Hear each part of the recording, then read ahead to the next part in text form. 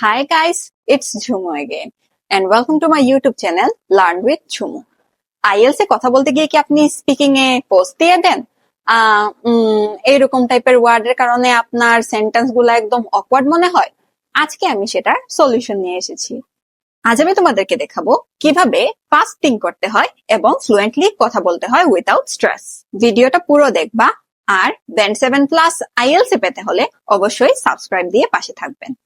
প্রথমে কথা বলি কেন আমরা কথা বলতে গিয়ে আটকে যাই। মেজরিটি অফ স্টুডেন্ট IELTS এ পৌঁছতে এর কারণ হচ্ছে গিয়ে ওরা কথা বলতে গিয়ে বাংলা থেকে ইংলিশে ট্রান্সলেট করে এবং গ্রামাটিক্যাল মিস্টেক হবে সেই ভেবে ভয় পেতে থাকে।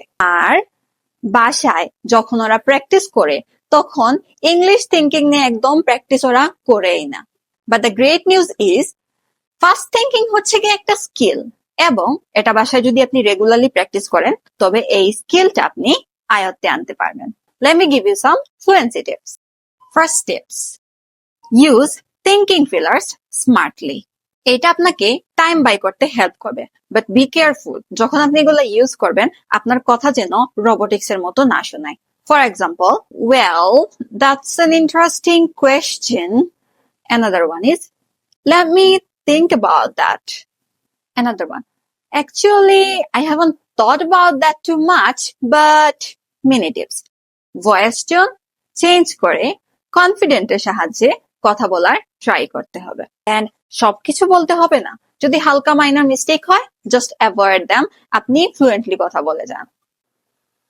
Tips number 2, daily 1 minute timer set করে রাখেন আপনি যাতে ওই সময়টাতে ফ্লুয়েন্টলি ইংলিশে যে কোনো টপিক নিয়ে কথা বলতে পারেন। আপনাকে অনেক হার্ড টপিক চুজ করতে হবে না। As a beginner, choose some easy topic. For example, you can choose about your best friend, your friends, childhood friends, your parents, about your school, about your classes, etc. and etc. Make sure just non-stop কথা বলে যাবেন। Grammatical ভুল হচ্ছে কিনা সেটার দিকে কিন্তু concern থাকার কোনো দরকার নাই। এটা কিন্তু আপনাকে ইংলিশে ফাস্ট থিঙ্কিং করতে হেল্প করবে। Tips number 3, stop translating and start visualizing. What is visualizing? Instead of Bangla থেকে ইংলিশ করা, try to visualize the scenario whatever you are going to speak. মানে কোয়েশ্চেনটা শুনে আপনার ব্রেইনে ইমাজিন করেন আপনি অ্যাকচুয়ালি কি বলতে যাচ্ছেন। Let me give you a small example and you will understand what I mean. So ধরেন আপনাকে প্রশ্ন করা হলো what is your favorite season? At that time আপনি যদি রেইনি সিজনের কথা চিন্তা করেন আপনি কিন্তু স্লো হয়ে যাবেন, ইংরেজিতে একটা সেন্টেন্স প্রপারলি বলতে পারবেন না। কেন? কারণ আপনার মাথার মধ্যে শুধু রেইনি সিজনটাই চলছে। So instead of thinking about rainy season বা বর্ষাকাল, আপনি চিন্তা করেন বৃষ্টি হচ্ছে, ছাতা নিয়ে বের হয়েছেন, খালি পায়ে গ্রিন গ্রাসের উপর হাঁটছেন। এই জিনিসগুলো যদি আপনি ভিজুয়ালাইজ করেন, আপনি যা ভিজুয়ালাইজ করছেন সেটা কিন্তু বলার দরকার নাই। যেগুলা ভিজুয়ালাইজ করছেন ওইটার কারণে কিন্তু আপনার মুখ থেকে একটা ফ্লুয়েন্ট সেন্টেন্স বের হবে। ফর এক্সাম্পল, এটার আনসার আপনি এভাবে দিতে পারেন, I love rainy season because it make me feel fresh and peaceful. Now let me give you a small demo answer. What do you usually do on weekend? Well, I don't think much what I am going to do in weekend, but majority of time I like to stay at home and sleep. Sometimes I also do some makeup and make some YouTube videos. Sometimes if I feel refreshed, I like to go outside and hang out with my friends. As you see, আমি যে আনসারটা বলেছিলাম সেখানে কিন্তু কোনো advance word ছিল না, but যখন আমি কথা বলছিলাম কথাটা কিন্তু একদম ফ্লুয়েন্ট ছিল।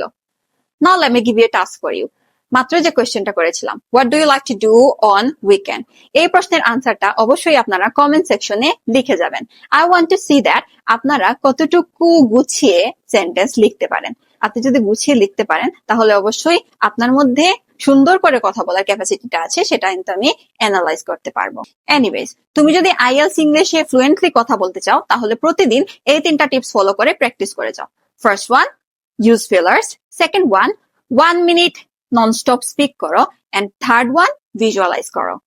And remember, like, comment, subscribe করতে কিন্তু ভুলো না। And always remember, learn with Jhumu.